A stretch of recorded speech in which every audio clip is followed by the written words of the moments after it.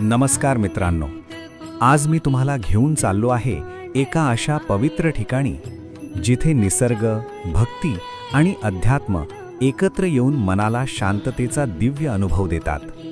हे ठिकाण आहे नागझिरी, श्री क्षेत्र नागझिरी, शेगावची पवित्र भूमी. श्री गजानन महाराज यांच्या दर्शनासाठी दररोज हजारो भाविक येतात. अशीच एकदा एक तरुण भक्त शेगावला आला होता. त्याने भक्तिभावाने दर्शन घेतले, पण तरीही त्याच्या मनात एक अस्वस्थता होती. मला मनःशांती का मिळत नाहीये, हा प्रश्न त्याला सतत त्रास देत होता.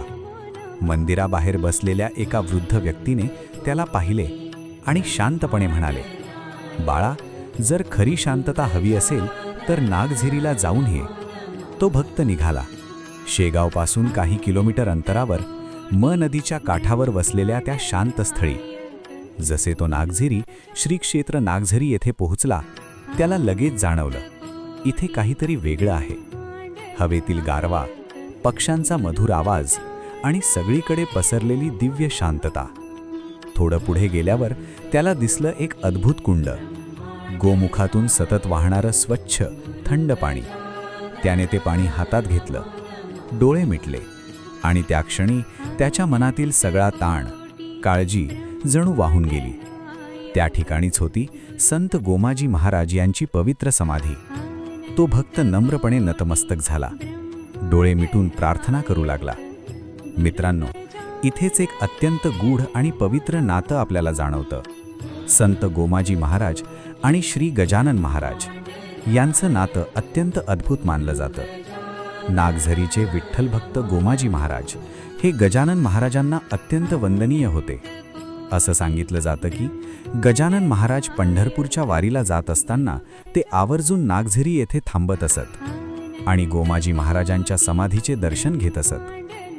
गोमाजी महाराज हे विठ्ठलाचे निस्सीम भक्त, तर गजानन महाराज हे दत्तात्रेयांचा अवतार मानले जातात. पण या दोघांमध्ये एक समान धागा होता, तो म्हणजे निस्वार्थ भक्ती. आणखी एक गूढ विश्वास भाविकांमध्ये प्रचलित आहे की गोमाजी महाराजांनीच पुढे गजानन महाराजांच्या रूपात पुन्हा अवतार घेतला. काही भक्त सांगतात, हे सगळं ऐकताना तो भक्त समाधीपाशी बसलेला होता आणि अचानक त्याला एक वेगळीच अनुभूती झाली, जणू कुणीतरी त्याच्या डोक्यावर हात ठेवून आशीर्वाद देत आहे. एक शांत, प्रेमळ ऊर्जा त्याच्या मनात भरली. थोड्याच अंतरावर नागेश्वर मंदिर नागझरीमध्ये आरती सुरू होती. घंटांचा आवाज, ओम नमः शिवायचा गजर. तो भक्त मंदिरात गेला आणि शांतपणे बसून त्या क्षणाचा अनुभव घेऊ लागला. त्या दिवशी त्याला एक महत्त्वाची गोष्ट समजली, खरी शांती बाहेर नाही, ती आपल्या आतच आहे.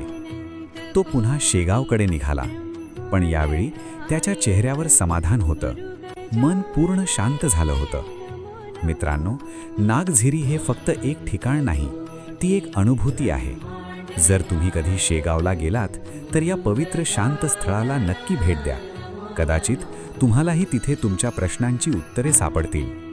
जय गजानन, गुरु गजानन, गण गण गणात बोते, गण गण गणात बोते.